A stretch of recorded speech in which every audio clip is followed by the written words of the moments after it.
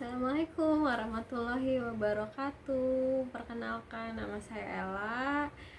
Mohon maaf sekali ini video pertama saya. Sebelumnya saya sering nulis, nggak sering juga sih. Ada beberapa blog uh, tentang saya tulis tentang perjuangan saya untuk hamil. Yang sekarang saya mau sedikit sharing tentang anak prematur. Sedikit cerita ke belakang, saya ada dua anak. Yang pertama itu umur 6 tahun, yang kedua umur 2 bulan. Qadarullohnya anak yang umur 2 bulan ini saya lahirkan secara prematur di usia 32 minggu karena pecah tuban waktu itu. Jadi tanggal 7 Juli 2022 seharusnya lahir itu tanggal 11 Agustus 2022. Nah, seperti pengetahuan awam pada umumnya ya, setahu saya anak prematur itu ya hanya berat badan lahir rendah aja gitu. Tapi ternyata setelah dikasih tahu suster di NICU, ada berbagai macam list screening yang harus dilakuin gitu kan. Ada screening mata, telinga, tiroid, kepala, jantung, paru. Yang ternyata tuh PR-nya banyak gitu kan. Singkat cerita, anak kedua saya nih, Adiba namanya, Adiba. Adiba ini di usia setelah keluar dari NICU kita periksa mata, karena ternyata mata yang harus cepat gitu screeningnya dilakuin. Dikasih tahu sama dokter mata kalau Adiba itu pembuluh darahnya berkelok-kelok. Kita mikirnya pembuluh darah berkelok-kelok kenapa gitu, terus emang apa salahnya gitu. Ternyata pembuluh darah yang seharusnya itu lurus, jalan lurus ke tepian, ke tepi retina ya. Sementara ini pembuluh darah mata Adiba berkelok-kelok, bercabang, dan ada beberapa pendarahan. Beliau langsung merujuk ke rumah sakit RSCM aja katanya saat itu kan. Oke, kita manut ikutin saran dokter, yang mana yang tercepat, yang terbaik. Jadi kita ngejalanin nih step-step BPJS yang dari waktu itu di rumah sakit Bunda Alia ya, dokter kita meriksanya. Jadi kita harus balik lagi ke Vaskes 1, dari Vaskes 1 ke Vaskes 2 dulu, dari Vaskes 2 ke Vaskes 3. Vaskes 3 itu ya RSCM. Di RSCM itu alatnya yang komplit, dokter-dokternya juga yang mumpuni gitu, ada profesor juga di sana. Nah, singkat cerita, karena kita ngejar waktu nih, jadi saya langsung googling apa itu penyakit anak saya ini, namanya ROP, retina of prematurity, dan APROP. APROP itu di luar dari stage ROP pada umumnya. Jadi ROP itu ada 5 stage tergantung dari keparahannya gitu kan. Nah, ini Adiba ini APROP. APROP itu yang saya baca di internet, ROP yang cepat gitu, bisa naik grade dengan cepat dalam waktu beberapa hari aja. Jadi karena kita ngejar waktu, jadi kita mutusin sambil jalan BPJS tetap berjalan dari fase 1, 2, 3 itu, kita mutusin untuk ke klinik mata yang bayar, yaitu klinik mata Nusantara. Di sana kita searching memang antara JEC, Jakarta Eye Center, atau klinik mata Nusantara. Cuman ya kita akhirnya ke klinik mata Nusantara di Lebak Bulus. Di situ kita periksa sama dokter ini alhamdulillah respon cepat gitu kan. Di redcam mata si Adiba, di redcam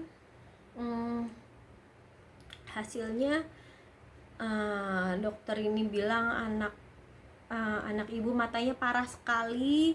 Ibu datang sama siapa, kita harus segera tindakan. ibu yang kuat, ini harus segera gitu kan ditindak, yaitu suntik Avastin. Jadi saya dan suami tanda tangan untuk persetujuan suntik Avastin anti VEG kalau nggak salah gitu. Jadi dijelasin dulu apa itu Avastin. Pertama kali KMN-nya bilang itu pokoknya keadaan mencekam banget gitu ya, kita tuh kayak apa sih, di anak ibu parah, harus segera suntik, dan suntikannya itu satu matanya 13 juta. Kita shock juga dengernya, tapi ternyata susternya bilang ada yang generik itu harganya 5 juta, dan mungkin karena dokter mata Adiba itu masih kecil, jadi satu ampul 5 juta itu bisa untuk 2 mata. Alhamdulillah kita juga menyanggupi. Akhirnya segera saat itu siang itu di red camp, sore langsung disuntik Avastin. Jangan tanya gimana perasaannya saat itu. Adiba waktu itu kita nggak nemenin ya, jadi langsung diserahin ke suster. Pengerjaannya juga cepat, red camp juga nggak sampai setengah jam. Suntik retina itu suntik Avastin itu kira-kira 20 menit aja. Abis itu kita langsung bisa pulang. Langsung KMN itu malamnya WA saya, malam atau paginya gitu WA saya, tanya perkembangan, apa ada pendarahan di mata segala macem. Karena mata Adiba itu langsung bengkak nonjol gitu deh, dan ada kayak lendir-lendir bekas di red camp gitu kan. Nah di rumah kita ngejalanin memang ada pembuluh darah yang pecah di putihnya itu kan. Cuman itu hilang dalam waktu 3-5 hari udah hilang, dan anaknya juga nggak rewel, alhamdulillah. Nah setelah kita baca-baca itu ya, singkat cerita, setelah divonis APROP itu, aku baca-baca juga, googling sebenarnya akibatnya apa gitu kan anak APROP. Ternyata mata anak itu bisa jadi minus tingginya itu mungkin 9, bisa sampai 11 minus gitu kan. Bayangin anak kecil, anak bayi harus pakai kacamata tebel gitu kan. Terus bisa juga matanya jadi jereng, bisa juga mata lemas, atau bisa ablasi retinanya putus ya, nauzubillah. Kalau itu udah sampai stage 5, udah mungkin nggak bisa tertolong lagi mungkin ya. Jadi berminggu-minggu kami ke dokter usaha ya, ikhtiar namanya, ke 5 dokter spesialis mata, dan hasilnya memang tetap sama APROP. Ya udah, kita pasrah, kita jalanin apa yang seharusnya, yang ikhtiar yang terbaik dan tercepat yang kita bisa gitu kan. Terakhir setelah disuntik Avastin itu, mata Adiba diobservasi rutin sama dokter Profesor Dian Estu ya. Dokter Dian Estu itu khusus anak di RSCM di Kirana. Dia ada di lantai 2 dan lantai 5. Lantai 5 itu yang berbayar, lantai 5 itu yang klinik Citra yang berbayar. Yang lantai 2 itu yang BPJS. Dua-duanya kita jalanin, yang mana yang tercepat, yang mana yang terbaik. Dan dua-duanya harus daftar online ya. Jadi waktu pertama kali tuh kita langsung ujuk-ujuk ke Kirana, ke lantai 5, ke klinik Citra, udah mau langsung red camp, ternyata nggak bisa karena harus daftar online. Daftar onlinenya itu di gedung Kiara kalau nggak salah ya, pokoknya di gedung terpisah deh gitu, gedung terpisah. Daftar pagi-pagi, cepet sih hari itu juga bisa diperiksa. Jadi ya saya pikir juga susah dan lama gitu, tapi ternyata cepat. BPJS hebat lah, bagus.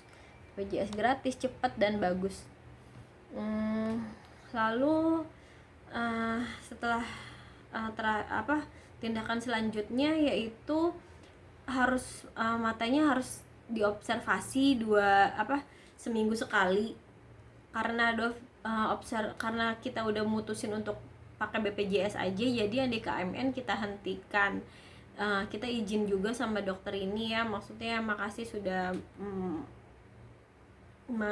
bertindak cepat, tapi kita izin untuk selanjutnya kita meneruskan pengobatan di RSCM. Kurang lebih 5 minggu dari Adiba divonis itu, setiap minggunya kita observasi di RSCM. Untuk mama-mama yang belum tahu, pemeriksaan mata retina itu untuk bayi caranya retinanya harus dibuka, membesar gitu, dibesarin caranya, pupilnya dibesarin caranya, ditetesin matanya setiap 5 menit atau 15 menit sekali sampai terbuka, sampai item-itemnya tuh membesar gitu kan, tergantung tiap anak. Nah, tiap anaknya itu sepengalaman aku di RSCM, banyak anak-anak prematur yang ada penyakit jantung dan dia tuh nggak bisa pakai tetes mata yang cepat gitu. Alhamdulillahnya Adiba bisa, mungkin paling 5 atau 9 tetes gitu udah terbuka, udah bisa diperiksa gitu. Nah, cara periksanya adalah untuk mama-mama yang baru pertama kali pasti kaget dan shock dan nggak berani ngeliat. Itu cara matanya, kelopak matanya dibuka, ada kayak penjepitnya gitu, dibuka, terus kayak bola matanya jadi kayak rada keluar gitu dikit. Habis itu kalau yang indirect itu dilihat ya, jadi kayak ada alat ditaruh di jidat dokternya itu, terus dilihat, diteropong gitu ya pakai loop. Jadi cuma satu orang dokter itu doang yang bisa melihat gitu. Jadi kalau misalnya dia nggak yakin, dia akan tanya sama dokter yang lain gitu, ini bener nggak nih kayak gini gitu kan. Jadi ya lumayan lama juga, satu mata tuh lumayan lama juga dilihatnya gitu. Dan kalau di RSCM tuh kita semua orang tua mendampingi, nggak, kalau di KMN kan kita serahin ke suster dan di sana dokter yang nanganin kita, orang tua nggak boleh masuk gitu, nggak boleh lihat. Nah, habis dibuka, dilihat gitu, baru nanti dokter akan gambar di resume medisnya digambar, jadi kita diceritakan aja gitu. Sementara kalau RedCam, retina kamera itu matanya akan dikasih gel, tapi habis dibuka tetap ditetesin, dibuka, dikasih gelnya itu kayak USG perut ya mama-mama gitu, kayak gel kayak gitu. Baru habis itu ditekan bola matanya, dikamerain tuh. Jadi ini bola mata misalnya, terus dikasih kamera, ditekan kayak gitu. Nah, itu bisa difoto, jadi semua orang bisa ngelihat hasil fotonya. Nah, itu yang itu berbayar kalau yang itu kan. Kalau yang pakai BPJS yang indirect itu gratis. Kalau yang berbayar itu kemarin di KMN baik banget. Aku juga nggak ngerti kenapa kok nggak pakai jasa dokter ya. Jadi kemarin tuh Avastin sama suntik mata di suntik Avastin sama Redcam di KMN itu habis 5 jutaan, 6 juta lah, 4,5 juta suntik Avastin dan 1.450.000 untuk Redcam. Kalau di RSCM itu di klinik Citranya, untuk Redcamnya itu sekitar 1.500.000, beda sedikit. Cuman ya memang di sana enak lah gitu. Kalau klinik Citra dan KMN itu suasananya juga ya nggak crowded lah, nggak kayak di lantai 2 gitu ya.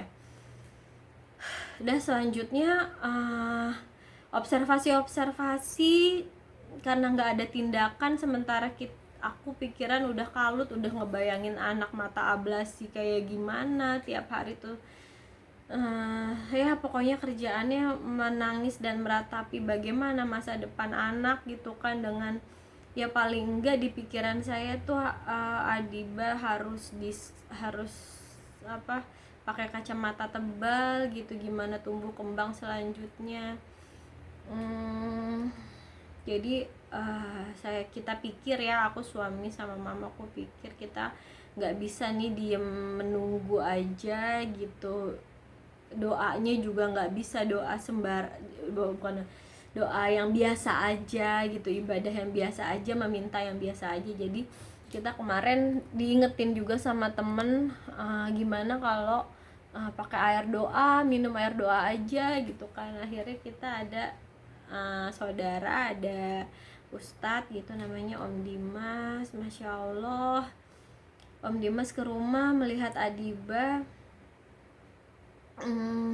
Melihat Adiba, dia bilang, ini ujian gitu, ini ujian, harus kita tetap harus medis tetap harus kita jalanin, tapi kita tetap harus berhusnudzon sama Allah Subhanahu Wa Taala.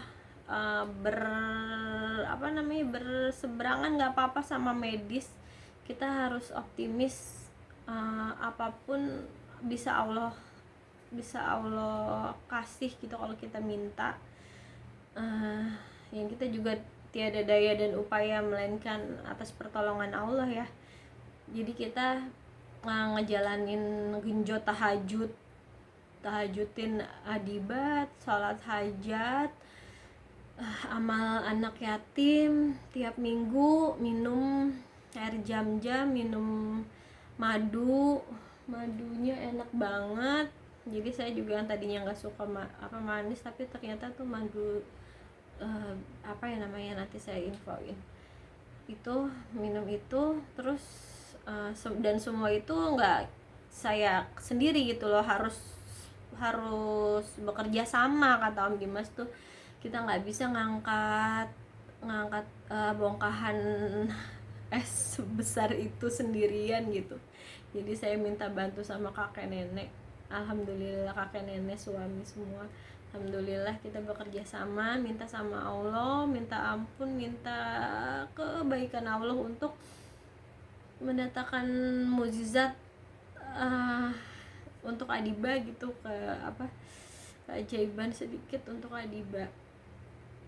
Nah, kita juga bilang sama dokter Estu, sebenarnya ada nggak sih nih case yang seperti Adiba yang berhasil gitu melihat normal. Dia bilang selama dia berkarir ada satu, namanya Ibu Hesti kalau nggak salah, dia inget satu orang yang berhasil dari APROP yang udah semrawut pembuluh darahnya tiba-tiba bisa lurus normal melihat gitu kan. Dan itu 1000 banding 1 gitu. Saya bilang, saya mau dok ngikutin jalan dia gitu, apapun gitu yang tercepat, yang terbaik untuk Adiba. Dan sampai kemarin, alhamdulillahnya kita terakhir 40 minggu. Jadi retina matur kan sekitar 42 sampai 50 minggu ya. Itu cuman bisa dokter aja yang nyatain kapan maturnya. Jadi kemarin usia 40 minggu mendekati matur, mata Adiba di red cam lagi sama Prof Dian Estu, dan hasilnya kuasa Allah alhamdulillah, mukjizat seperti mukjizat ya, bulu mata. Kalau sebentar kasih lihat pembuluh darah mata Adiba yang tadinya berkelok-kelok. Ini pembuluh darah mata Adiba nih, kalau bisa lihat.